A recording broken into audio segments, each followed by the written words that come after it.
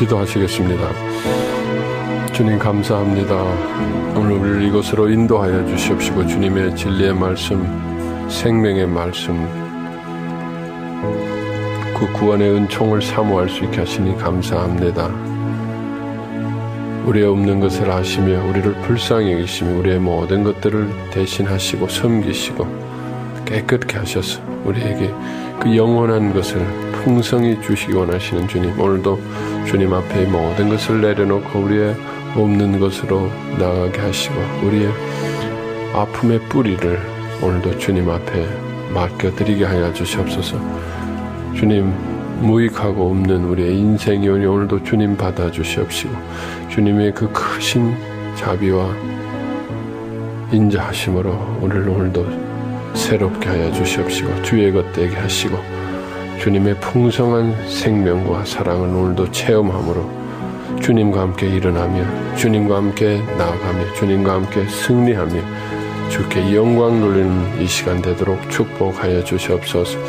방해하는 악한 것들, 속이는 악한 것들, 거짓된 것들을 물리쳐 주시옵시고 오늘 성령님 우리 속에서 말씀하여 주시옵소서. 오늘도 주님을 만나는 시간, 주님으로 기뻐하는 시간, 주님과의 깊은 사귐의 시간 되도록 인도하여 주시옵소서. 감사하며 예수의 이름으로 기도하였습니다. 아멘. 오늘 이제 9번째 강의입니다. 다윗 첫 번째 시간입니다. 우리가 다윗은 잘 아는 대로 왕이 된 사람입니다. 왕.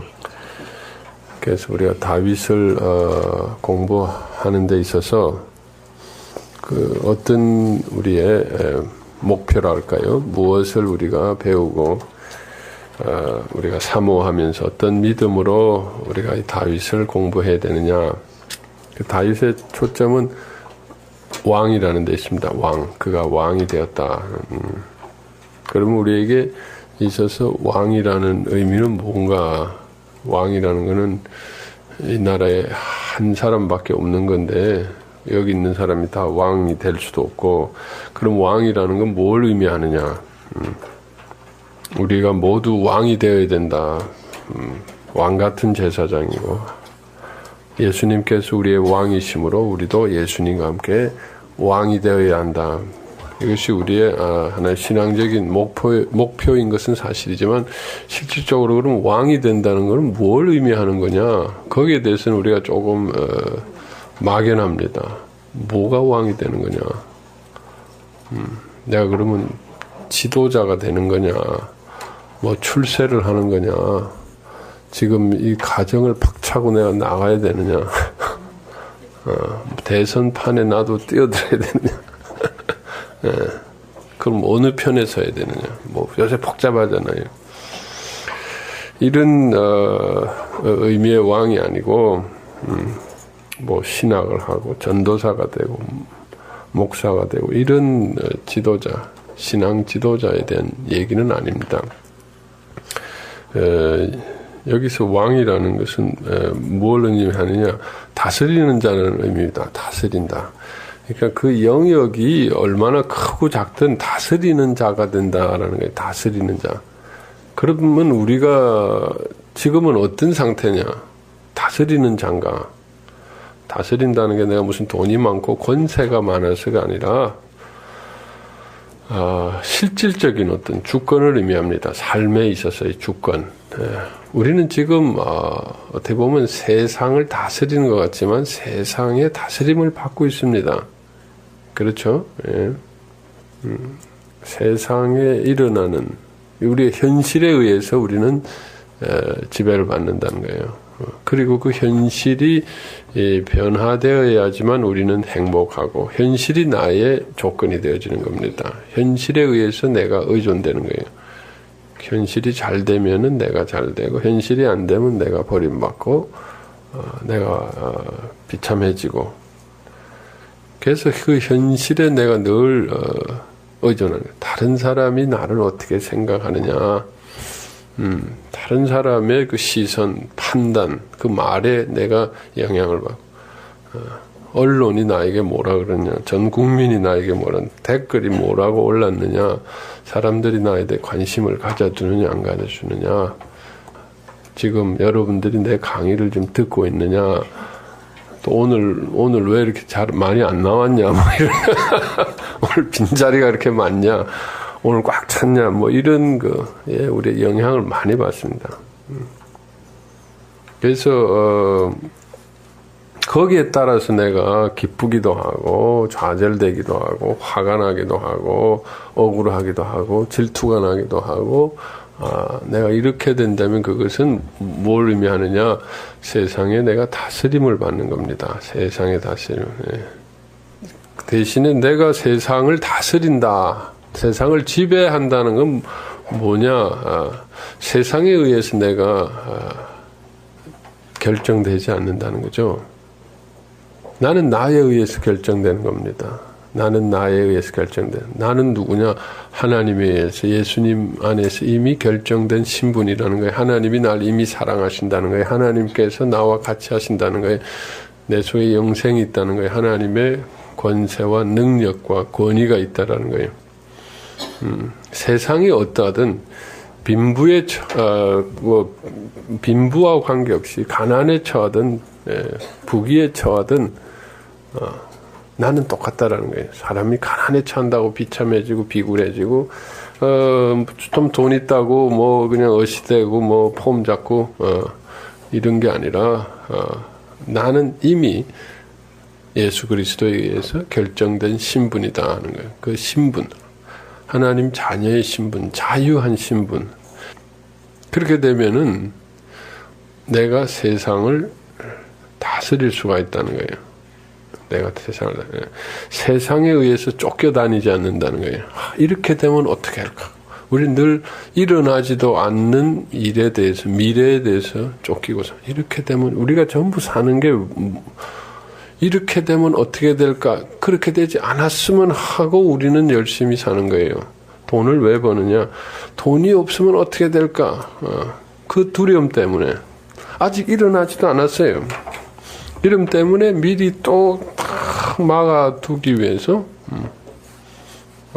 이미 막아두기 위해서 우리는 계속, 그러니까 늘 쫓겨 사는 거예요. 이게 끝나면 또 이런 일이 일어나면 어떡할까? 뭐 자식이 이번에 뭐 시험을 어떻게 못 보면 어떻게 될까? 걔가 어떻게 될까? 뭐 병이 나면 어떻게 될까?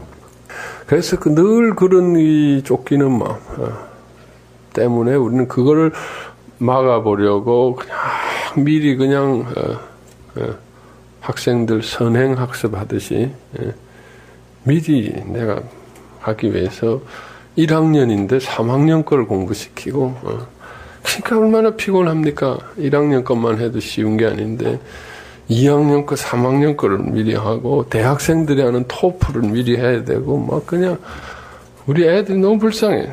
미리 앞서서 하던. 요새 애들 공부하는 수준이 뭐 초등학생이 대학생들이 공부하는 거 무슨 어려운 거를 한대. 어려운 거를 무슨 사고력을 개발한다 그래가지고 무슨 도저히 이상한 문제들. 예. 그 미리 그 다 불안 때문에 애가 이렇게 해서 뒤지면 어떻게 될까? 뭐 떨어지기라면 어떻게 될까? 뭐 이래가지고 미리 그냥 불안해가지고 그게 바로 우리가 다스림을 받는 삶입니다. 항상 쫓겨 사는 삶이에요. 근데 그거 안 하면 큰일 나. 아이고 그래가지고 이렇게 되는 거예요. 계속 쫓겨서. 그래서 뭘 계속 그런 거 하시는 분이 있어요. 또 교회에서 세미나만 다니시고 난 또 뭔가 배워야 돼. 또 배워야 돼. 세미나를 배워야 돼. 또 무슨 어디 가면 또 뭐 요새 뭐 새로 나온 세미나가 있대더라. 또 거기 가야 돼. 세미나 나는 때마다 나타나는 분들이 있어요. 그러니까 그런 세미나에 쫓겨 사는 분, 난 배워야 돼. 또 나는 뭔가 이 강의하는 걸 놓치면 안 돼. 무조건 받아 쓰는 분들이 있어요. 무조건. 네. 무슨 소린지도 모르고 계속 받아 쓰는 분들. 강의에, 이 세미나에 이 다스림을 받는 눌림. 그러면은 그걸 하나도 즐기질 못해요. 세미나를 즐기지도 못해. 얼마나 참 내용이 충실하고 이 강사가 얼마나 좋습니까? 못 즐겨요. 못 즐겨. 즐기지를 못해. 하나도 인생을 즐기지 못. 맨날 선행 학습하다가 인생이 다 나가는 거예요. 그게 선행 죽음을 하는 거예요. 빨리 선행 질병 인생을 빨리 끝내는 거예요. 선행 하다가 1학년 거 3학년 하다가 30대 50대가 되고 그냥 선행 인생이 그러니까 인생을 즐기지 못하고 이게 계속 쫓기고 이렇게 사는 이게 바로 우리가 사는 정말 이게 노예의 신분이죠. 쫓겨 사는 거 채찍을 맞으면서 늘 두려움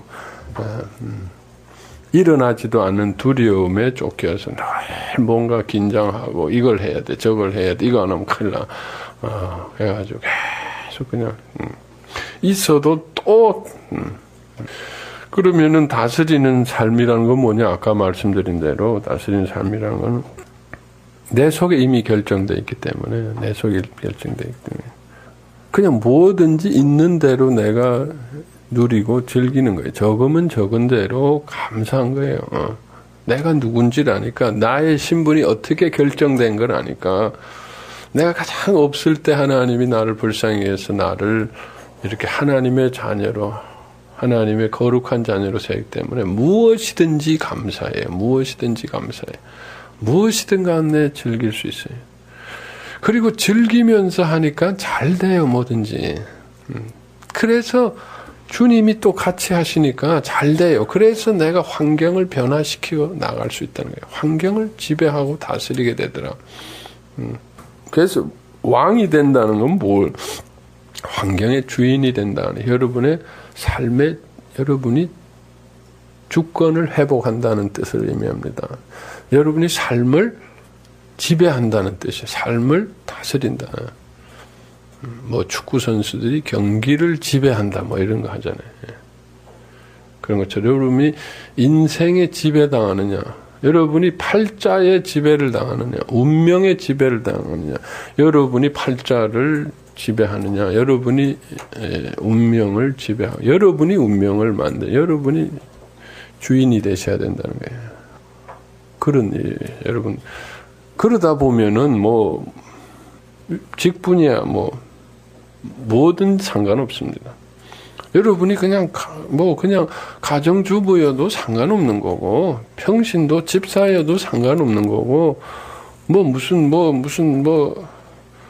교회에서 무슨 위원회 회장이어도 상관없는 거고, 권사가 돼도 상관없는 거고, 전도사가 돼도 상관없는 거고, 뭐가 돼도 여러분의 삶을 내가 지배하고 산다는 거. 지배하고 산다.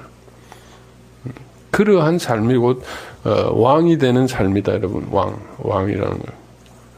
그런 삶을 좀 한번 꿈꾸시겠습니까? 지금 여러분 얼마나 이게 그 삶의 거대한 파도에 그냥 쫓겨가지고 헐떡벌떡 헤일이 보면 헤일이 올 때 안 맞으려고 확 도망가는 거 있잖아요. 그렇게 지금 쫓겨서 헤일을 피해가지고 산으로 기어 올라가는 그러한 헐떡벌떡한 이러한 삶에서 정말 이제는 내가 해일에 맞서서 내가 해일을 명령할 수 있고 정말 해일을 내가 위에 서서 그것을 오히려 내가 파도 타기로 즐길 수 있는 이러한 우리 인생이 되어야 된다는 거예요. 그러게 왕입니다. 여러분의 운명, 여러분의 고난, 여러분의 질병, 여러분의 모든 가정의 문제에 그냥 쫓겨서 헐떡벌떡 그냥 하는 게 아니라 우선은 그거하고 상관없이 여러분의 마음은 늘 평안하고 감사하고 늘 기쁘고 즐길 수 있어야 된다는 거예요. 삶이 어떠하든 궁핍하든 아프든 뭐든 물론 우리가 절대적인 건 참 쉽지는 않습니다만은 그것을 우리가 목표다. 그리고 결국은 그 환경을 내가 바꿉니다. 바꿀 수 있어요. 방향을 바꾸는 거예요. 그 해일의 방향을 내가 바꿀 수 있습니다. 지배받지 않고 결국 지배를 하게 된다. 여러분의 삶의 목표를 거기다 두시기 바랍니다. 이거 어떻게 벗어나게 해주세요. 물론 지금은 도피성이 필요합니다. 당장 살고 봐야죠. 뭐 그 기도가 잘못됐다는 건 아닙니다. 무슨 하나님은 급한 경우에 우리를 피하게 해주시고 보호해 주십니다. 그러나 그냥 숨어가지고 또 나타날까봐 벌벌벌벌 떨고 있는 그렇게까지 우리가 머물러서는 안 된다. 우리 자신이 왕이 되어서 이제는 그 도피성의 문을 창 열고 나가서 이제는 그것을 오히려 내가 쫓기는 것이 아니라 내가 즐길 수 있어야 된다. 여러분의 상황을 즐길 수 있어요. 여러분의 질병도 즐길 수 있어야 된다. 여러분의 그리고 결국은 그 질병도 이겨낼 수 있고 치유할 수 있고 여러분 속에 지금 암이 있다 하더라도 암에 쫓겨가지고 죽음에 쫓겨서 두려움에 쫓겨 주님의 지금 숨었어요. 그러나 이제는 암에 대해서 내가 가슴을 열고 암과 더불어 암을 즐길 수도 있어야 된다. 즐길 수 있어야 된다. 암에 내가 감사할 수도 있어야 된다는 거예요. 암과 상관없이 나는 기쁠 수도 있다는 거예요. 죽음과 상관없이 나는 기쁠 수 있고 그렇게 내 속에 생명이 있다 보면 어떻게 암을 내가 이기지 않을 수가 있겠느냐. 죽음을 이기게 되고 암을 이기게 되고 어떠한 것도 이기게 되고 그 영생하는 생명이 내 속에 있다면 내 몸의 면역이 분명히 달라질 거고 면역세포가 암을 반드시 잡아먹게 될 것이다. 그것이 제가 맨날 화요일이 돼서 월요일날 전인치유 얘기를 합니다만 우리 전인치유에서 하는 겁니다. 전인치유에서. 여러분 삶에 있어서 암과 같은 여러분을 압박하는 건 뭡니까? 뭐예요? 여러분을 압박하는 거. 그러나 거기에 대해서 여러분이 그런 나도 왕이 될 것이다. 왕이 될 것이다 하는 그런 소망을 가지고 그럼 어떻게 왕이 되는가? 왕이 되는 법. 왕이 어떻게 되는가 하는 것을 오늘 강의에 대해서 다윗이 어떻게 왕이 되었는가 하는 것을 한번 배우고 우리도 그렇게 따라서 왕이 될 수 있으면 합니다. 먼저 다윗을 우리가 공부하기 전에 사울 왕이 나옵니다. 사울 왕이 나오는데 사울 왕은 어떻게 왕이 되었는가 우리 한번 좀 찾아볼 필요가 있습니다. 사울 왕은 그 사무엘상 9장 2절에 보면 기스가 아들이 있으니 그 이름은 사울이요 준수한 소년이라 이스라엘 자손 중에 그보다 더 준수한 자가 없고 키는 모든 백성보다 어깨 위는 더하리. 정말 그 왕으로서의 외적 조건을 갖췄습니다. 여러분 왕이라는 거는 좀 보통 사람하고 달라야 됩니다. 그래야 의존이 됩니다. 너무 나하고 비슷하면 참 괴롭습니다.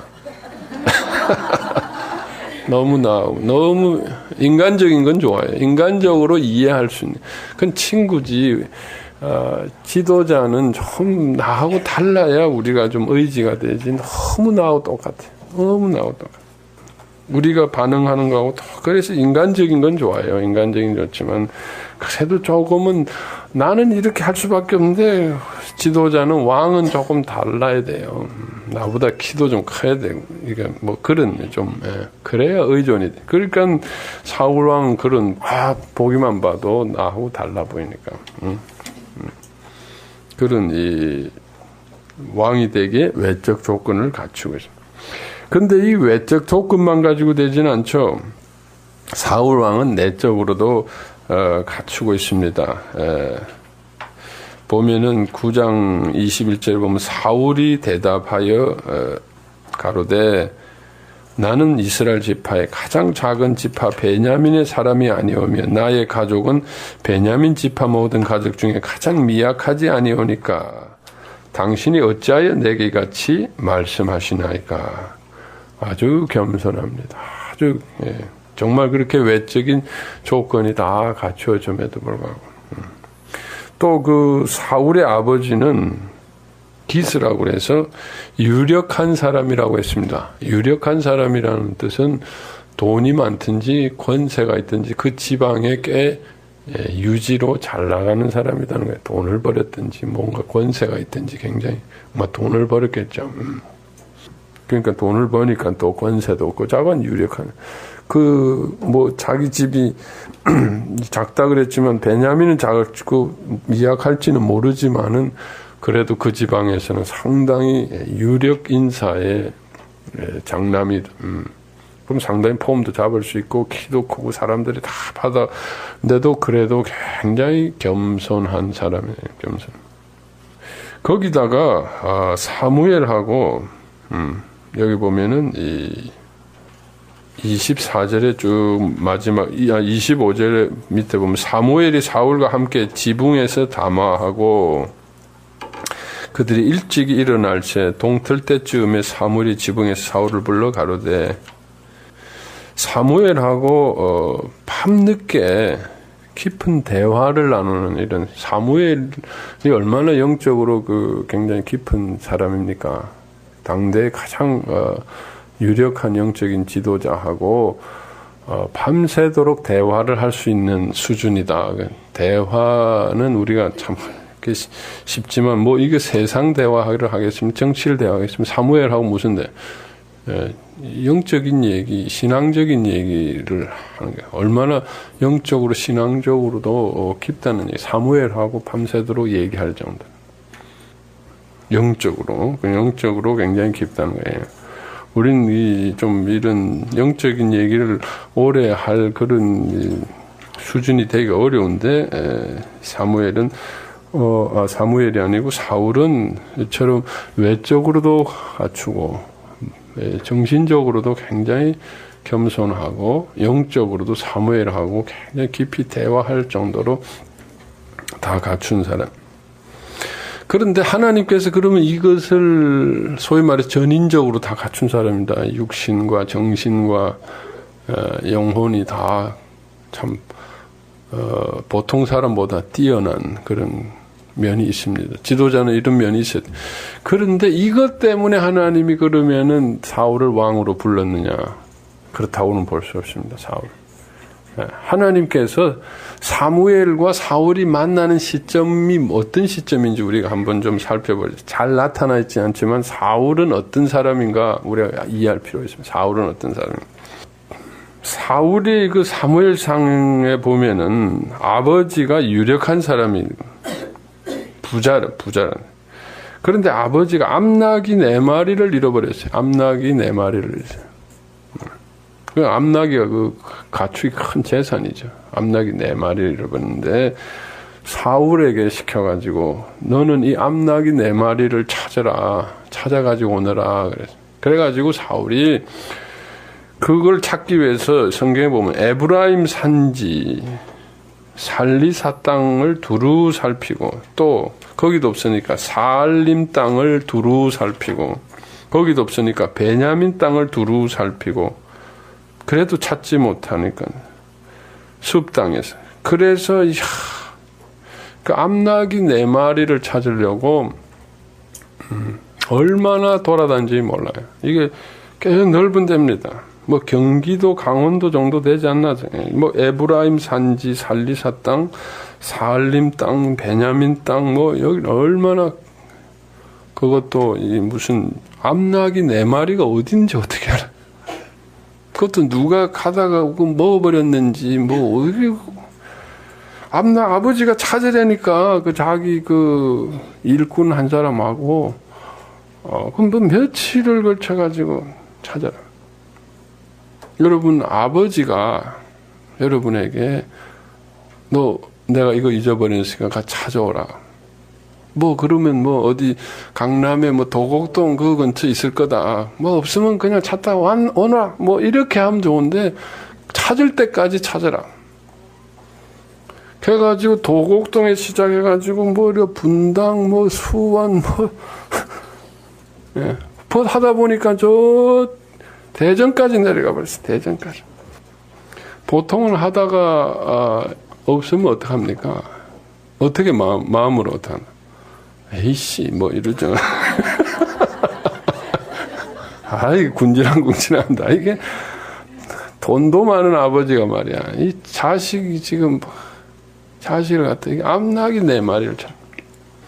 그러니까 사울의 아버지가 어떤 사람이라는 걸 알 수 있어요. 사울의 아버지 베냐민 지파도 약하고 보면은 자기 집안도 약한 집안인데 이 아버지가 분명히 자수성가한 사람입니다. 이런 식으로 사니까 자수성가하는 거예요. 네. 암낙이 내 말이 없어졌다고 그냥 샅샅이. 그러니까 이게 부자는 이게 낭비를 못해요. 안 쓰기 때문에 부자가 되는 거지. 그러니까 그 없는 집안에서 이렇게 유력한 집안이 되기 위해서는 그 아버지가 얼마나 애를 썼겠느냐는 거야. 얼마나 꼼꼼하게 챙기고 얼마나 그렇게 아주 따지고 하나하나 다 하고 뭐 없네 이거 어디 갔어 하고 찾으라 그러고 막 그 찾는 것도 그냥 찾다가 없으면 암나귀가 얼마나 수백 마리나 있겠어요. 그러다 네 마리가 그렇다고 뭐 그 사울의 아비가 예수님도 아닌데 예수님은 한 마리 잃어버린 양을 찾아 나섰지만 이게 암나귀 넷을 갖다가 말이죠. 그러니까 그 속에서 사울이 얼마나 눌려 있었겠느냐는 거예요. 인물도 잘생기고 키도 크고 괜찮은 사람인데 아버지가 그냥 아니 자기 아들을 그것도 자기 종들을 시키면 좋을 텐데 아들을 갖다가 그렇게 요즘은 뭐 무슨 자동차라도 있지 그거 얼마나 넓어요. 어디가 네 마리가 그 뭐 사람도 아니고 어디로 산으로 내뺐는지 어디로 갔는지 누가 잡아먹었는지 그거 뭐 어떻게 알아. 그러니까 얼마나 완벽하고 얼마나 하나하나 그 빈틈없이 하고 통제하고 그 속에서 사울이 자라났다는. 그런데 사울은 거역을 못해. 거역. 하다가 그냥 우리 같으면 뭐예요? 그냥 쭉 가다 용인 근처 가가지고 용인 에버랜드에서 참 놀다가 예. 아버지 없어요. 뭐 예. 아이고 얼마나 고생했는데 에버랜드에서 놀고 와가지고 뭐 그다음에 에버랜드 고생 이런데 사울은 그렇게 못하고 하지만 땀 빨빨 흘리고 아무리 찾아도 없으니까 그래가지고 답답해서 야 이제는 없나 보다 돌아가야 되겠다고 하는데 마침 그 지방에 이 신통한 정말 이 훌륭한 여기 보면 존중이 여김을 받는 하나님의 사람이 와 있다더라. 그러니까 하나님의 사람을 통해서 또 찾아보려고 사울이. 그래서 사무엘을 만나러 간 거예요. 사무엘. 와 이게 사울이 이게 보통이. 그러니까 사울은 모르지만 그 속에서 얼마나 속이 아프겠습니까? 여러분 한번 생각해 보세요. 우리 같으면 몇 번이고 거역하죠. 요령을 피죠. 대충 야 그 입 맞추면 되잖아요. 자기 그 부하 직원하고 열심히 찾았다. 뭐 없더라. 뭐 이러면 되는데 그걸 못하고 그러니까 속에서는 얼마나 또 반발이 생기고 아프고 힘들고 그렇지만은 그것도 아버지 순종하고 그 마음이 굉장히 아프고 복잡한 사람이에요. 복잡한 힘든 사람. 늘 그런 두려움 가운데 그 버림받은 가운데 또 그거를 표현하지 못하고 그걸 누르고 살고 또 자기를 통제하고 그렇게 사는 아픈 사람. 그 가운데서 하나님께 그 얼마나 마음이 아프고 힘들었겠어요. 몸도 뭐 며칠을 그렇게 돌아다니면서 찾지도 못하고 그 사울의 마음이 얼마나 힘들고 아팠겠느냐. 하나님께서 사울을 찾으신 것은 바로 그것 때문입니다. 그 상한 마음, 그 아픈 마음. 물론 그 외적인 조건도 있지만 그것 때문이 아니고 그때 사무엘을 만나서 사무엘을 통해서. 그러니까 사울이 깜짝 놀라는 거죠. 자기는 지금 이것도 못해가지고 쩔쩔매고 뭐 큰일 났는데 이거 어떻게 하냐 뭐 벌벌 떨고 있고 속에서는 자기는 못 느끼지만 막 불구불구 또 반발심도 올라오죠. 부모에 대한 화도 납니다. 그렇지만 그걸 또 누르고 있고 그게 뭐 복잡한 거예요 마음이. 근데 사무엘이 아니 왕으로 그러니까 뭐 자기가 감당하기 어려운 거 얼마나 힘들고 참 속에는 사울이 좋은 것이 많은 사람인데 참 여러 가지를 하나님 준수하고 영적으로도 영성도 맑고 참 좋은 사람인데 이 아버지와 관계 때문에 너무 아버지가 이게 그 자수성가하느라고 그냥 깐깐하게 그냥 뭐 그냥 하다 보니까 이게 사울이 꽉 눌려있는 사람은 눌려있는 사람. 그래서 하나님께서 이것만 잘 치유하고 회복하면 사울은 참 훌륭한 왕이 되겠다. 그래서 하나님께서 그것을 통해서 얘는 이렇게 힘들고 하니까 나를 잘 의지하겠지 이렇게 하고 하나님께서 이제 사울을 왕으로 부르셨다. 왕으로 부르신 것은 결국 그 사울의 그 완전한 외적인 모습이 아니라 그 속에 있는 그 풀 수 없는 얼마나 답답해서 도저히 해결이 안 돼서 사무엘 앞에 나섰던 그 상한 마음을 하나님이 보시고 왕 기름 부으셨다는 거예요. 자, 그래서 하나님이 얼마나 감사합니까? 하나님 은혜에 감사하고 하나님과 함께 왕이 된 다음에 11장에 보면 첫 전쟁에서 그것도 참 어려운 첫 전쟁에서 승리를 했습니다. 그랬더니 국민적인 영웅이 된 거예요. 와, 영웅이 된 거예요. 자, 그렇게 되다 보니까 이 사울은 자기 속에 아픔이 있습니다. 자기 속에 아픔이 있는데 그 아픔으로서 직면하고 보지 못하고 그것을 항상 뭐예요? 바깥의 일들을 통해서 그것을 완벽하게 아버지가 나를 어떻게 볼 것인가? 아버지가 나를 어떻게 평가하는가? 그것에 늘 매달려 있던 사람입니다. 그래서 아버지가 보기에 정말 그래서 끝까지 그냥 그 암나기를 내 말이 다 찾아내려고 안 되니까 또 여기 가서 하고 그냥 참 그거 보면 성실하고 충실하고 인간적으로 보면 참 좋지만은 그러나 하나님을 만나는 것은 그걸 내려놔야 된다는 거예요. 그걸 내려놓고 정말 하나님이 찾으시는 건 상한 심령 속에서 하나님을 만나는 인간이 성실함으로 순종함으로 부모에게 순종함으로 하나님을 만날 수 있는 그것도 내려놓고 그걸 하나님을 만났는데 그 다음 사울은 또 과거의 그런 습관 가운데 빠집니다. 그것이 뭡니까? 하나님을 앞에 자기의 모든 참 이 아픔을 내어놓고 하나님을 만나는 것이 아니라 어떻게 하죠? 백성들의 눈치를 보기 시작한다. 백성들이 보기에 뭔가 그전에는 아버지의 그런 눈치를 보던 이제는 백성들의 눈치를. 그래서 사무엘이 오지도 않는데 자기가 그냥 대충 제사를 지내버리고 또 결리품을 자기가 챙기고 뭐 이러한 이 사울의 실책이 나오게 됩니다. 실수가 나오게 됩니다. 하나님께서는 여러 번 기회를 줬지만 사울은 계속해서 자기 자신을 보지 못하고 자꾸 바깥의 것들을 챙기려고 하는 바깥의 것들을 통제하고 바깥의 것들을 신경을 쓴다는 거죠. 하나님 안에서 하나님을 만나고 자기의 상함을 통해서 하나님을 만나고 해결하기보다는 그렇게 그것이 사울의 실패입니다. 사울의 실패. 하나님만이 왕이십니다. 하나님이 왕입니다. 우리가 어떻게 왕이 되느냐? 하나님이 내 속에 오셔야 된다는 거예요. 내가 어떻게 현실을 이겨낼 수 있는 현실을 할 수 있는 하나님이 오셔야 됩니다. 우리가 우리의 본질을 가지고 우리 원래 모습 가지고는 세상에 의해서 쫓길 수밖에 없습니다. 우리가 없기 때문에 그래요. 우리가 버림받고 두렵고 연약하기 때문에 우리는 세상이 움직이는 거 세상이 움직이지도 않는데 미리 그냥 두려운 거를 다 생각해가지고 벌벌 떨고 살 수밖에 없는 게 우리입니다. 그런데 우리가 어떻게 세상을 지배하고 세상과 관계없이 우리가 이겨낼 우리 힘으로는 안 됩니다. 우리의 상함을 주님에게 드리고 주님이 받으시고 소멸하시고 우리 속에 하나님이 오셔야 됩니다. 하나님의 왕권이 있어야 됩니다. 그거는 무슨 이론이 아닙니다. 실제적으로 내 속에 하나님이 오시면 달라집니다. 참 이상합니다. 하나님은 보이지 않는데요. 똑같은 사건인데 하나님이 없이 있을 때는 내가 분명히 벌벌 떨었는데 내 속에 하나님이 오시고 나니까 달라지더라는 거예요. 우리가 그런 체험들이 너무나 많습니다.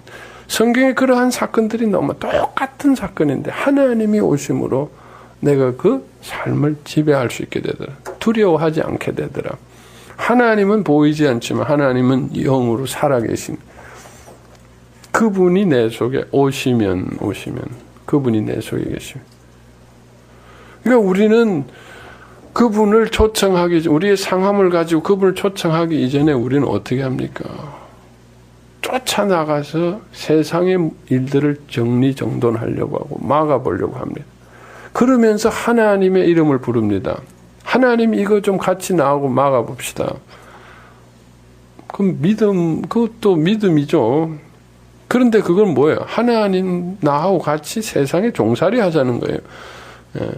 하나님은 막아주실 수 있죠. 그렇지만은 하나님은 그러한 것보다는 내 자신이 하나님의 변화되어서 그것에 요동치 않는 믿음.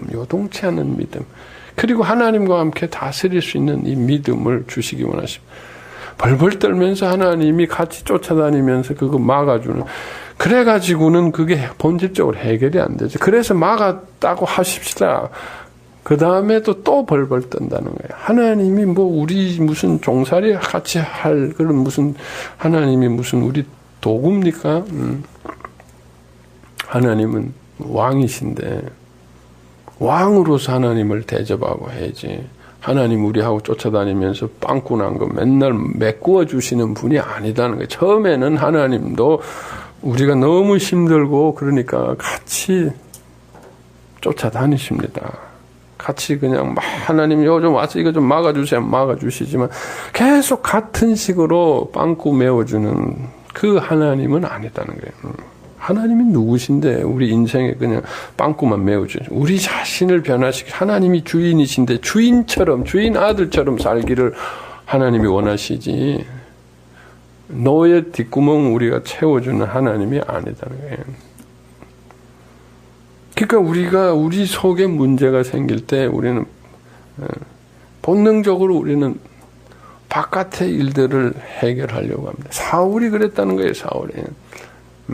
사울은 자기 자신의 문제가 생기면은 바깥의 일을 완벽하게 함으로써 바깥의 일을 내가 완벽하게 챙김으로써 자기 문제를 해결하려고. 그건 해결이 아니고 덮어두는 거죠. 방어하는 거죠. 늘 그러니까 바깥에 의존되는 거예요. 그러니까 하나님이 왕으로 세우셨음에도 불구하고 사울은 왕으로 누리지 못하는 거예요. 사울은 백성들의 종살이를 했어요. 그리고 다윗이 나타나기 시작하니까 늘 다윗은 자기의 충복입니다. 다윗이 금방 자기 왕이 되려고 한 것도 아니에요. 요나단하고. 나중에 사울이 죽으면 왕이 될지 모르지만 그런데 다윗을 그렇게 적대시하고 다윗을 핍박할 이유도 없어요. 그런데 늘 피해 망상, 피해 의식에 쫓기는 게 뭐냐는 게 늘 그러니까 그 문제를 해결하지 못하니 하나님이 왕으로 세우셨지만 왕으로서 누리지 못해. 차라리 옛날에 그냥 그러고 사는 게 나았지. 왕이 되기 전이 나았지. 사울은 왕이 아니었어요. 왕으로서 누리지 못해. 늘 그냥 시달리고 신경증 환자 있잖아요. 다윗이 와가지고 노래를 불러주고 그래야 잠이 들 정도로 그냥 불안하고 쫓기고 그게 무슨 왕입니까? 그러니까 우리가 그렇게 사울처럼 쫓아다녀서는 안 된다는 거예요. 하나님이 사울을 왕으로 세운 것처럼 하나님이 우리를 왕으로 세우셨는데 우리가 우리 속에 있는 이 아픔을 하나님에게 가져가서 해결하고 하나님과 같이 세상으로 나가지 않으면은 우리도 사울처럼 하나님이 우리를 왕으로 세우셨는데도 불구하고 사울처럼 늘 피해 의식 가운데 피해 망상 속에 또 무슨 일이 일어나 하나도 왕을 누리지 못하고 사울은 왕으로 살면서 더 불행했어요. 옛날 그냥 그러고 다닐 때가 오히려 낫지. 어떻게 이럴 수가 있느냐. 사울이 왜 실패했느냐 여러분. 자신의 문제가 느껴질 때 보이는 것으로 쫓아가 버렸다는 거예요. 늘 보이는 것을 다윗이 없어지면 자기가 평안할 거라고 생각합니다. 다윗이 아니거든요. 자기 속에 있는 그 늘 압박받았던 그 피해의식, 아버지에게 눌림을 받았던 그 피해의식 본질, 그것을 정말 하나님에게 가져가서 예수님 안에서 치유하고 하나님이 내 속에 오시면은 하나님의 법대로 다 하고 다윗을 자기 아들처럼, 자기 아들 사위였잖아요. 사위처럼 옆에 두고 얼마나 존경을 받으면서 참 얼마나 참 행복하게, 정말 행복하게 왕위를 마치고 정말 다윗에게 왕권을 물려주고 얼마나 좋아요. 얼마나 좋아요. 자, 그 다음에 이제 다윗이 출연했는데 하나님께서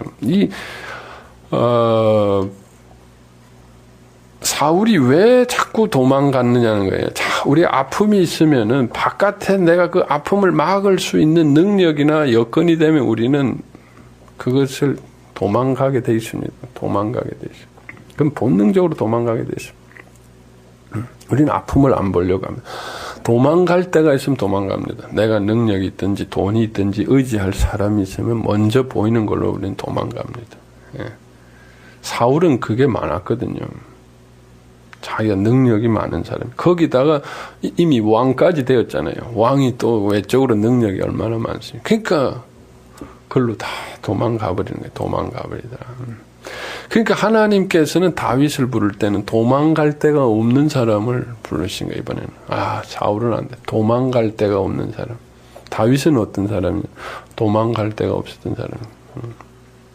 사울보다 아주 초라한 사람. 뭐 별로 유력한 집안도 아니고 형제도 많았고 형제 중에서도 그 무슨 이유에선 간에 막내인데 버림받았네. 얘가 없어도 없는 줄도 모르는 집에. 그리고 걔는 저기 가서 목동 제일 막내가 이 목동 일을 한다는 거는 굉장히 그 당시로는 3D 업종입니다. 남는 거 없는 장사고 위험한 거예요. 밤새도록 잠을 못 자요. 밤에 얼마나 춥습니까, 거기는. 그래가지고 한 마리라도 잃으면 자기가 또 변상해야 돼요. 그 월급 받아도 그걸로 다 아주 불평등한 계약이고, 거기다가 또 맹수가 와서 물리기 총이 있습니까? 뭐가 있습니까?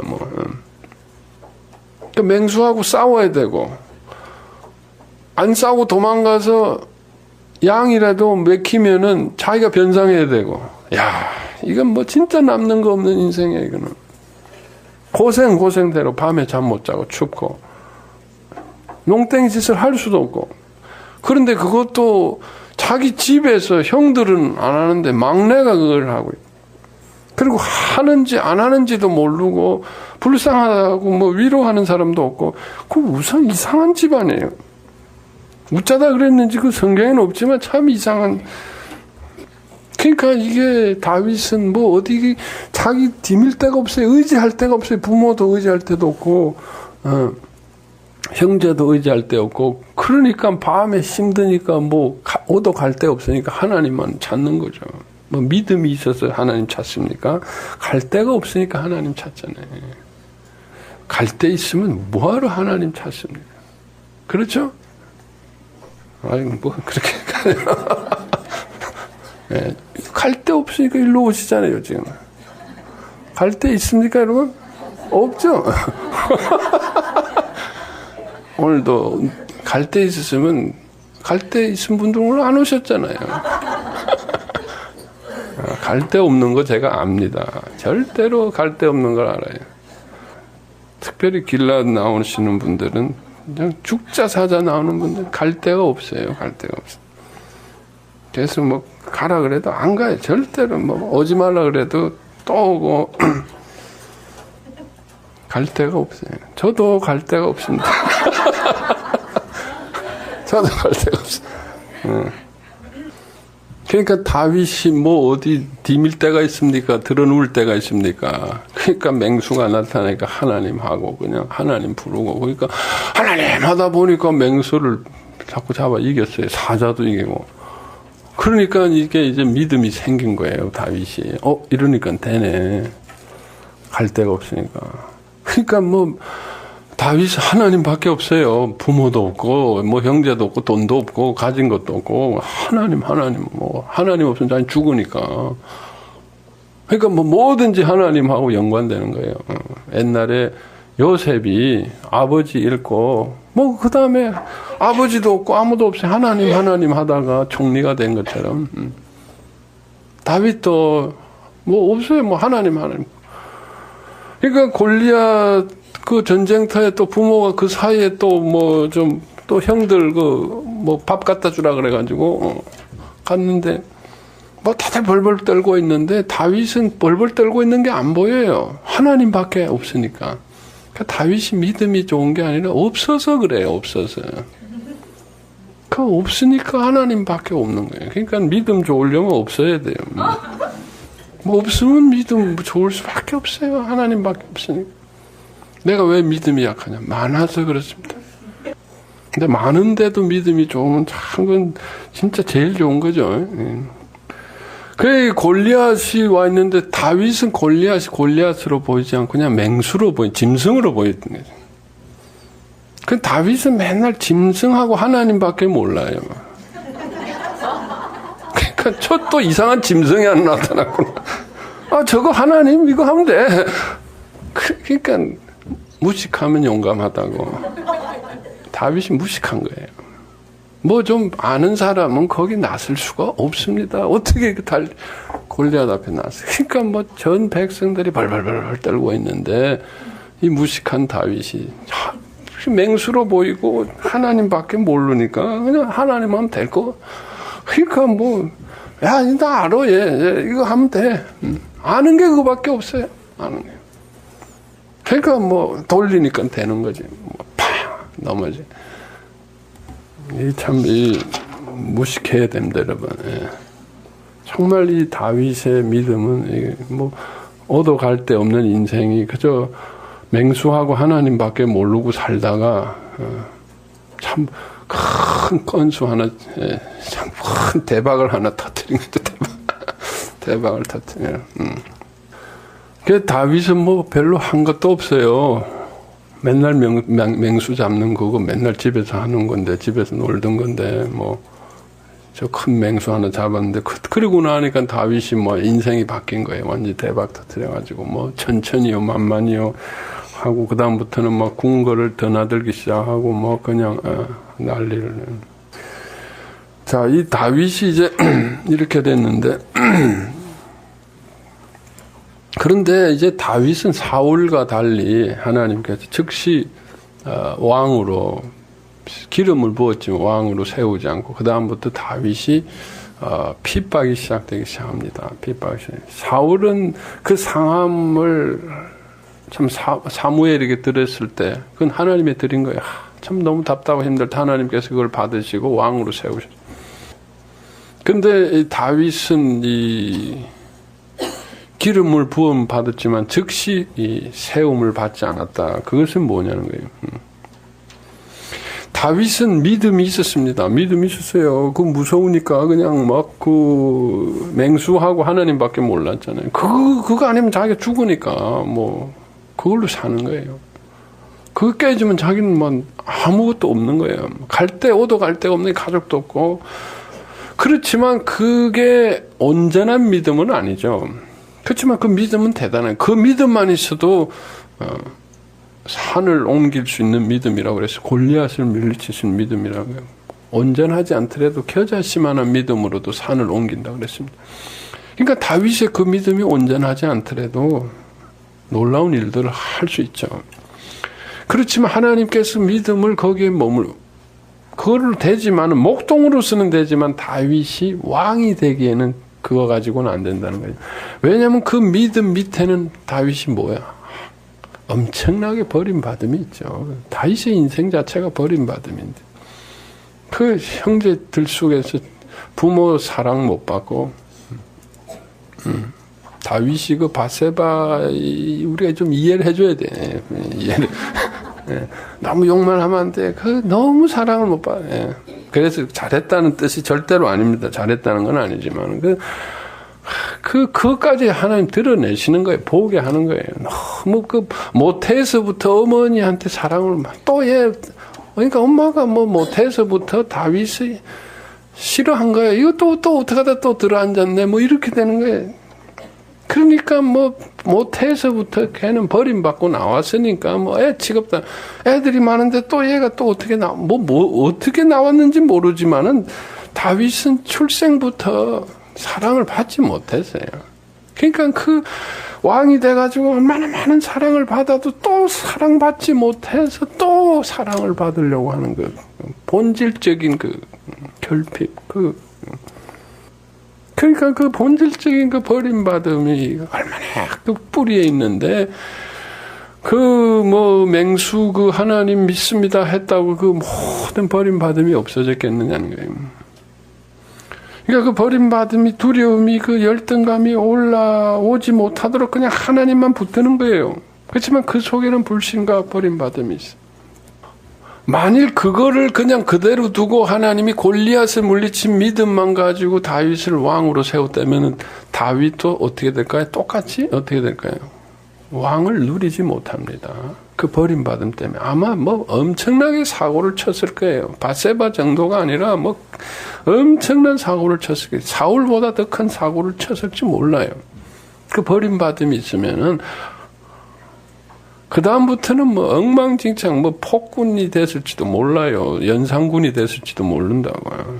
그 속에 버림받음, 분노 사무친 것 때문에 다 쓸어 형들 불러다가 무슨 짓 할지 모른다고. 그 속에 얼마나 버림받음이 있고 왕이 되면 얼마나 자기가 그러면서 연산군이 자기 한을 갖다가 푼 것처럼 다윗도 얼마든지 자기 한을 풀 수 있죠. 그 아픔, 그거를 그대로 두고 하나님이 그 믿음 때문에 왕을 세울 수가 없는 거예요. 그거까지 들어가야 되는 거예요.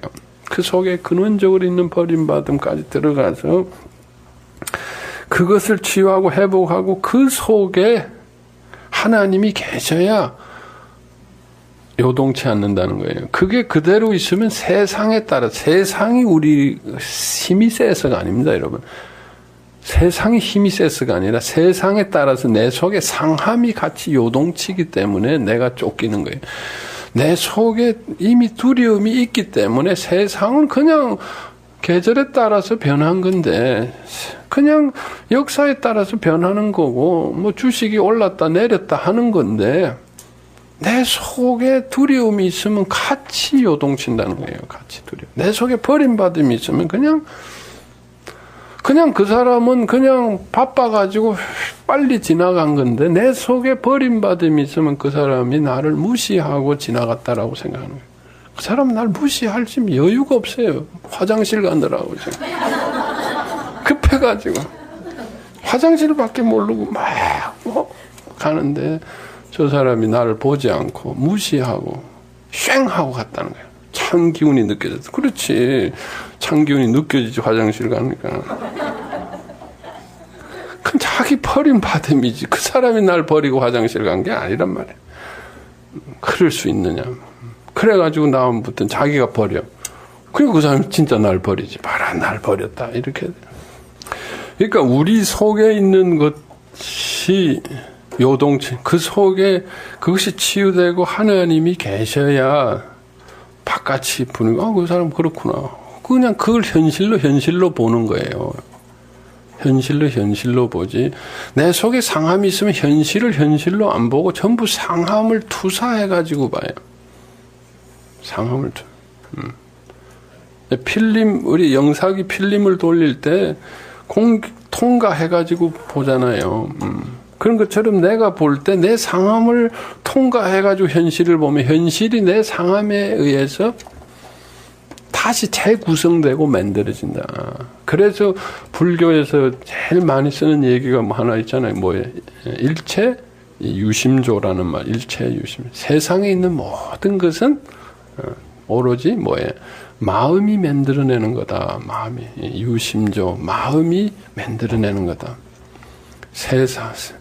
우리가 세상을 그냥 세상으로 보지 않고 우리 마음이 세상을 만들어내더라. 하나도 두려운 거 아니고 그냥 때가 돼서 내려간 건데 큰일 났구나.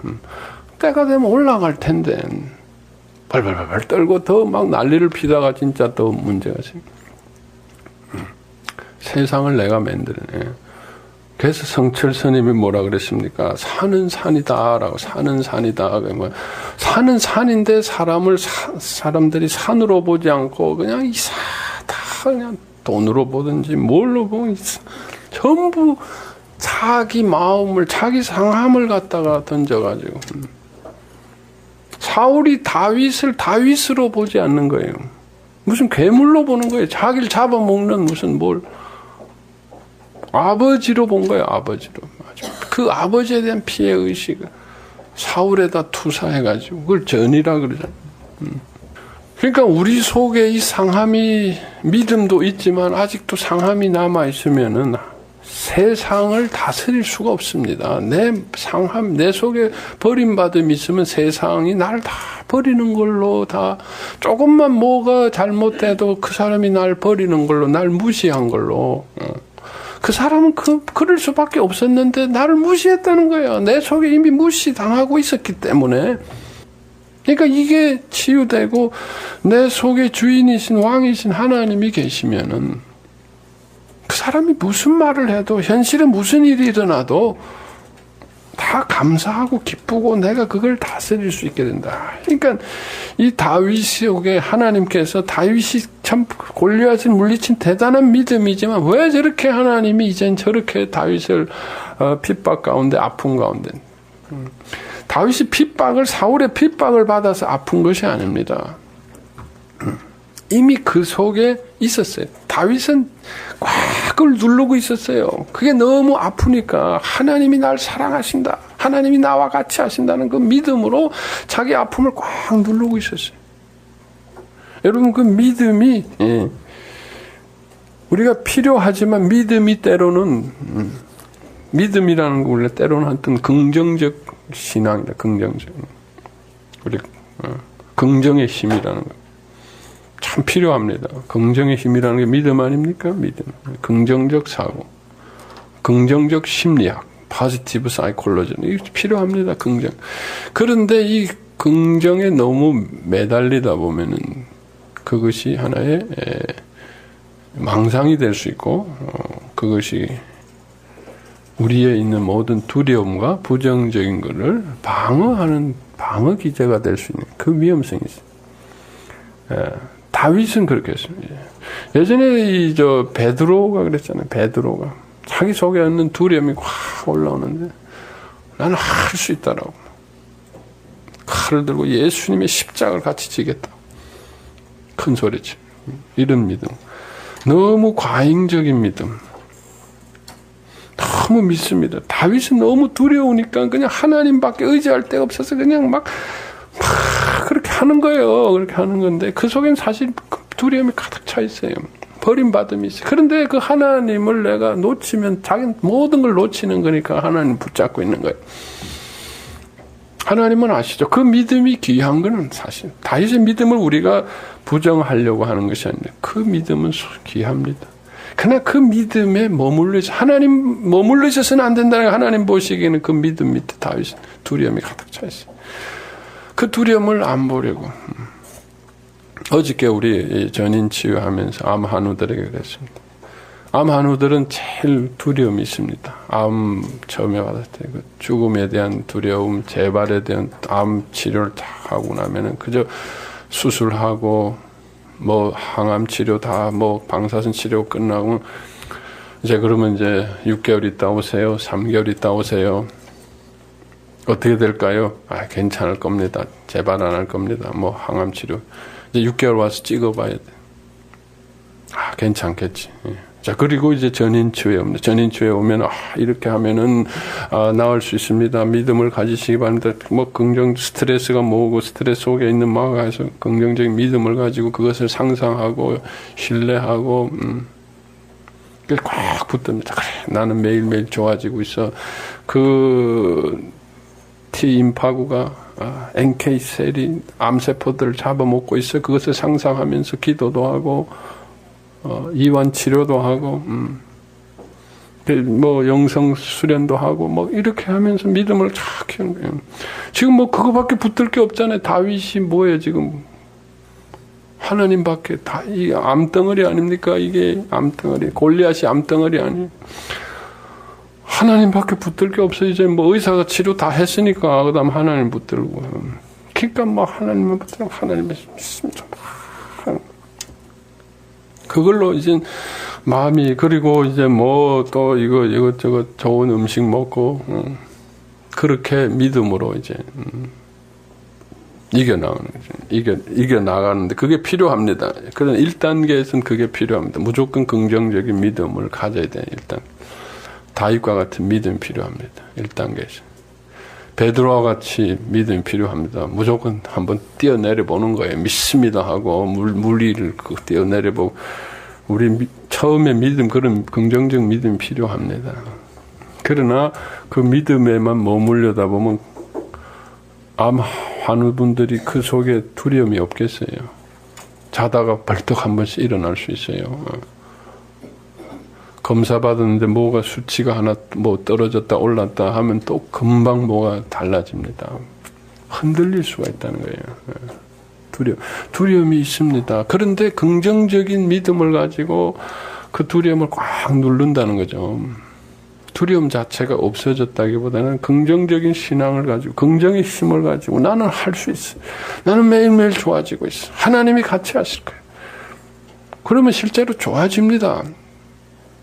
긍정적인 것만큼 겨자씨만한 믿음도 도움이 되는 것처럼 다윗의 믿음도 골리앗을 물리친 것처럼 그 믿음만 가지고도 암을 대치할 수 있습니다. 불안한 믿음이지만 그거 굉장히 도움이 되기 때문에 무조건 긍정적인 마인드를 갖는 게 굉장히 중요합니다. 특히 하나님 안에서 신앙 갖는 거 중요합니다. 그러나 그 속에 두려움이 없어진 건 아니다. 있습니다. 오히려 두려움이 더 강하게 자리잡고 있고 긍정적인 걸로 그 두려움을 꽉 누르고 있을 수 있다는 거죠.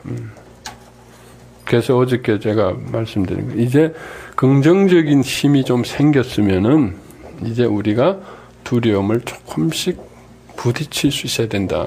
두려움을 부딪혀. 그래서 이제 항상 긍정적인 것만 상상했지만 이제는 부정적인 것도 조금씩 상상하고 직면할 수. 부정적인 거란 건 뭐예요? 만일 암이 재발된다면 그것도 미리 좀 상상하고 그 속에 있는 두려움에 직면하고 소멸하고 준비하고 암이 그럼 재발될 거라는 게 아니라 이제는 그 속에 있는 두려움을 조금씩 열고 그러면 내가 죽을 수도 있다라는 거. 깊이 그건 금방 할 수 있는 건 아닙니다. 여러분 우리가 죽음을 준비한다는 게 뭐예요? 전에 죽음 예비학교 뭐 이런 얘기, 죽음을 준비한다는 거예요. 미리 우리는 굉장히 두려워합니다. 죽음에 대해서. 우리가 제일 두려워하는 거 많은 분들 요즘 뭐 그냥 실버 보험 뭐 텔레비 많이 나오는데 제일 많이 두려워하는 거 뭐 치매 두려워하죠. 또 뭐 이 뇌졸중 하고 그런데 막 가족들이 나를 버리고 아무도 뭐 없고 뭐 이런 거 뭐 움직일 수도 없으니까 뭐 자식들이나 누구한테 가족들도 안 찾아오고 자식도 며느리도 그냥 뭐 하다가 지쳐가지고 나가 자빠지고 그런 비참한 모습이 그런 두려움 여러분 다 있죠. 두려움이 있죠. 그래서 우리는 그 두려움을 막아보려고 열심히 노후 자금 또 뭐 합니까? 자식들 눈치도 보고 자식들을 내 말 잘 듣나 안 듣나 길들이기도 하고 신경 많이 씁니다. 자식들은 또 뭐 조금 뭘 더 받아내려고 뭐 우리가 이거 가지고 이게 참 피곤한 거예요. 이게 이런 우리의 노후의 두려움들이 있습니다. 우린 그냥 잊어버리고 그냥 노후 대책 뭐 자식 뭐 무슨 보험 뭐 이런 거 가지고 되겠지 뭐 이렇게 하지만 우리 속에 두려움이 있잖아요. 그냥 막연하게 그냥 뭐 실버 대책, 뭐 자식들하고의 그저 이 유대 관계로 이렇게 덮어둘 수 있는 문제인가? 덮어둘 수 있는 문제인가? 우리가 두려워합니다. 그런데 이거 조금씩 꺼내봐야 된다는 거예요. 꺼내봐야 된다는 거예요. 내가 치매에 걸린다는 걸 한번 상상할 수도 있어야 됩니다. 나 치매다. 이러고 한번 치매가 되면 내가 어떻게 될까? 참 희한하다. 옷 벗고 다닐지도 모른다. 내가. 이상한 소리 하고 다닐지도 모르고. 우리 이런 상실에 대한, 분리에 대한, 버림받음에 대한 다 두려움이 있는데 우리가 좀 미리 조금씩 우리가 한꺼번에 다 감당 못합니다. 조금씩. 이게 예방입니다. 예방주사 맞는 거예요. 예방주사. 여러분 예방주사 다 맞잖아요. 그러니까 두려운 걸 자꾸 덮어두고 도망가고 피하고 막 다른 걸로 막 그냥 노후 대책 뭐 하고 뭐 질병 무슨 암 검진 6개월마다 하고 이거 가지고 도망갈 수 있느냐? 물론 그거 하세요. 그거 하지 말라는 게 아니라 그것도 필요합니다. 그리고 하나님 믿고 그냥 할렐루야 하나님 나와 같이 하시고 성령 충만 이래가지고 좋아요. 그렇게 하지만 그렇다고 내 속에 있는 두려움이 없어지지 않습니다. 두려움이 감춰지고 덮여지고 이게 그런데 그 중에 하나라도 흔들려요. 자식이 그냥 날 좀 섭섭하게 하면 그냥 자식도 피곤하니까 한번 그럴 수 있는데 그게 두려움으로 확 다가오면 이러다가 자식이 날 버리고 하는 거 아니야? 이번에 이거 자식하고 삐뚤어져가지고 이놈 자식이 이민 가는 거 아니야? 이게 불안해. 그러면 난 아무도 없잖아. 얘 하나 믿고 살았는데. 그럼 나는 어떻게? 두려움이 자식 이민 갈 생각도 안 하고 그냥 지도 피곤해가지고 방문 팍 닫고 한번 나간 건데 별의별 두려움이 다 올라. 자식 눈치 보고 보험이 이거 한다고 두려움이 없어지는 게 아니고 잊어먹고 사는 거예요. 덮어두다가 좀 하나 있으면 그냥 확 올라와가지고 당황하고 힘들고 그걸 내리 누르고 젊어서는 내리 누르고 사는 게 가능한데 나이 들어가지고 내리 누르고 사는 것도 힘듭니다. 그게 힘들어요. 그게 병 걸립니다. 그게 스트레스가 되고 더 두려움을 조금씩 직면해야 됩니다. 우리 속에 있는 인생의 버림. 그래서 이 노후라는 게 하나님 주신 선물입니다. 하나님을 만날 수 있는. 정말 하나님을 만나서.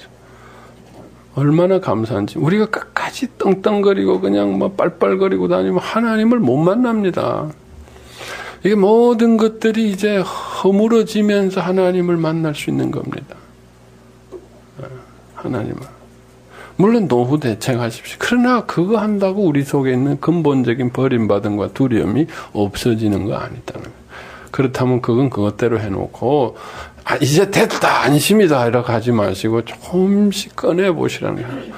5%씩 조금씩 5% 아니 2% 두려움을 조금씩 내가 이것이 안 됐을 경우들 안 되면 어떡하지가 아니라 안 될 수도 있지. 자식이 떠날 수도 있겠지.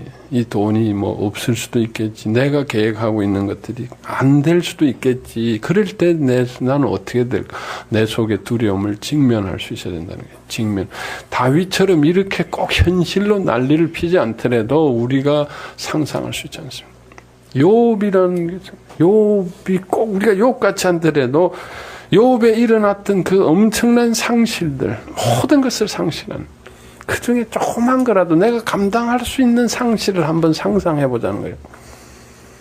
좋은 일 물론 처음에는 좋은 일만 상상하세요. 긍정적인 일. 그러나 그렇다고 내 속에 부정적인 게 없어지지는 않는다는 거. 그러므로 우리는 긍정의 바탕에서 부정을 뚜껑을 조금씩 열고 부딪힐 수 있어야 됩니다.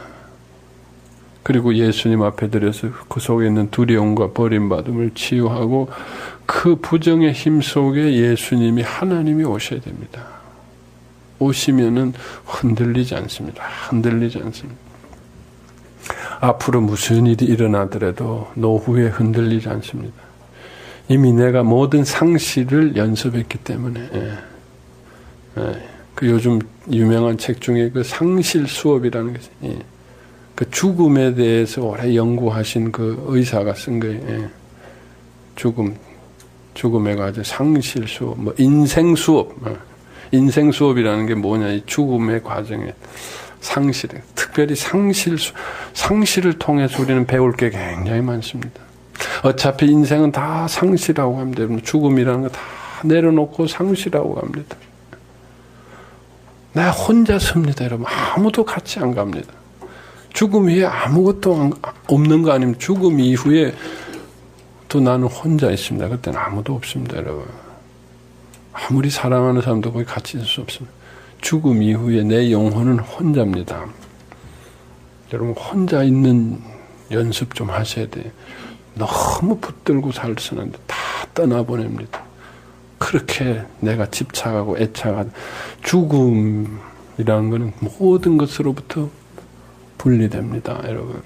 그때에 죽었다고 아무것도 안 느끼는 거 아닙니다, 여러분. 죽은 이후에 나는 혼자습니다. 그때 예수님이 옆에 계시면 우리는 너무나 좋습니다, 여러분. 예수님이 계시다면, 예수님과 함께 천군 천사가 나의 영혼을 보살펴주고 같이 있다면 얼마나 좋아요. 외롭지 않습니다. 그때는 인생이 같이 따라갈 수가 없어요. 여러분,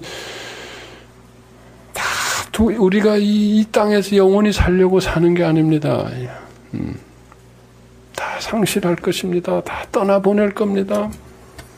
그거 자꾸 집착하고 이제 됐다라고 생각하지. 물론 우리가 그렇게 해야 되지만 그런다고 본질적으로 해결되는 게 아니라는 거예요. 우리가 조금씩 할례하고 우리에 있는 두려움을 직면해요. 아이고, 안 되면 어떡하지? 큰일 났네. 그리고 다시 그걸 또 막으려고 은행에 쫓아다니고 뭐 누구 전화 걸고 쫓아다니지 말고 그거를 예수님 앞에 드리고 십자가 앞에 드리고 그 속에 예수님과 하나님을 초청해서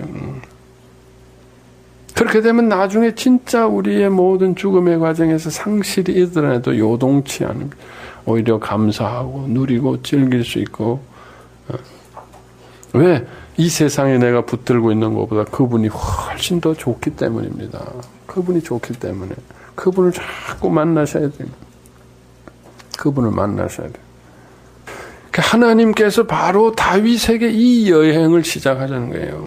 네가 이걸 그대로 두고 왕이 된들 왕을 못 누린다. 사울을 보지 않았네. 너는 사울은 그 정도면은 너는 더 심할 거다. 그러니까 미리 왕이 되기 전에 너 이제 치유하자. 네 속에 있는 엄청난 버림받음. 내가 네 인생을 안다. 급하니까 네가 하나님 찾고 그렇게 네가 믿음을 했지만 그 속에는 너의 불신과 버림받은 피해의식이 가득 차 있다. 네가 용맹한 것 같으냐? 아니다. 네 속에 얼마나 두려움이 많은데, 얼마나 네가 벌벌 떨고 있는데, 네 속에 얼마나 많은 분노가 있는데, 얼마나 많은 버림받음과 분노가 있는데 그걸 그대로 두고 왕이 돼? 그 골리앗 물리친 믿음만 가지고 왕이 돼? 그러면 넌 왕이 되면 사람 많이 죽일 거다 너. 네 분노 때문에. 그 굶주림 때문에 바세바하고 우리아를 죽였는데 그렇게 치유하고도 그런 일이 있었는데 그거 안 하고 해봐요. 사람 많이 다칩니다. 그러니까 하나님께서는 다윗을 이제 그 속으로 내려보게 하시는. 그래서 하나님께서 사울의 핍박을 허락하셔서 이용하셔서 다윗을 계속 드러나게 실현을 하신다는 거예요. 우리가 다윗처럼 살자는 거 아닙니다. 아이고 끔찍하네 그러지 말고 아까 말한 대로 안 일어나더라도 다윗처럼 좀 상상은 해보자는 거예요. 그리고 직면은 해보자는 거예요. 미리 준비는 해보자는 거예요. 미리 예행 연습을 해보자. 그래서 죽음 예비학교라는 죽음 예비학교. 미리 하면은 미리 죽으면 많은 사람들이 이렇게 90몇 살까지 너무 팔팔하게 건강하게 살다가 뭐 3일 앓는다 그러나? 뭐라 그래? 금방 3일 앓다가 금방 팍 죽어버리면 제일 좋은 거다는데, 그건 너무 불행한 겁니다, 여러분. 죽음을 전혀 준비하지 않고, 죽은 다음에 그 사람 큰일 납니다. 아이고, 내가 이게, 다시 돌아가가지고, 내가 이러면 안 되겠다고, 부자 나사로처럼 얘기해야 되겠다. 날 다시 좀 돌려보내다오. 그렇게 하려고 그래도, 올 수가 없죠. 올 수도 없고, 온다 그래도 그런 얘기 안 듣는다 그러잖아요. 노인은 노인답게 살아야지. 예. 너무 팔팔해가지고, 예. 막 팍팍 날아다니다가 팍 쓰러지면 그거 행복한 게 아닙니다. 많은 분들이 그냥 아프면 팍 죽었으면 좋겠다. 잠자는 중에 팍 죽었으면 좋겠다. 아픈 거 정신없이. 그거 위험한 겁니다. 위험한 거예요. 그거 몰라서 하는 얘기예요. 예. 참 위험한 거예요. 예. 그 죽음이 뭔지도 모르고 팍 죽어요. 예.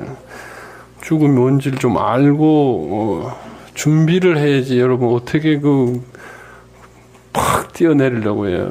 예. 하나님께서 미리 죽음을 준비할 수 있는, 그래서 우리가 충분히 알고 그 속에서 예수님 안에서 준비하고, 죽음이 분리가 아니고 정말 그것은 우리에게 기쁨이고 정말 잔치가 되고 환희가 될 수 있어야 된다는 거예요. 하니까 그냥 눈 감고 그냥 팍 그런 게 아니라는 거예요. 죽음이 기다려지고 죽음에 대한 소망이 생기고 그렇게 준비하고, 결혼 예비학교처럼 죽음 예비학교, 결혼에 대한 소망과 기대에 부풀려서 결혼을 준비하듯이 죽음에 대한 소망과 죽음에 대한 흥분, 나는 이렇게 죽음이 기다려져, 할렐루야 이러면서, 예. 그런 사람들이 오래 삽니다. 금방 안 죽어요. 예. 전 죽음이 기다리지 때문에 오래 살 것 같아. 즐기면서 사니까.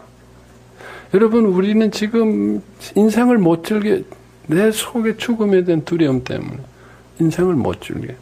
인생의 거의 98%는 죽음의 두려움을 막아보려고 허둥지둥 쫓아다니는, 우리는 못 즐겨요. 인생을 못 즐겨.